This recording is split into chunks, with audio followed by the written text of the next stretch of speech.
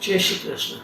મારું નામ વિમલાબેન છે, એજ 71, અને હું અહીંયા આવી હતી ખાસ. મને મારા 2 દાંત તો હતા જ નહીં, એકનો દુખાવો બહુ જ હતો, અને ડૉક્ટર સાહેબ સાથે વાત કરી કે તમે દાંત ફિટ કરી આપો. તો એમને કીધું હા પહેલાં તમારો આ જે દાંત બગડી ગયેલો છે ને સાથે અમને મારો એ દાંત કાઢ્યો. પછી એમને અંદરમાં મને સ્ક્રૂ બેસાડ્યા.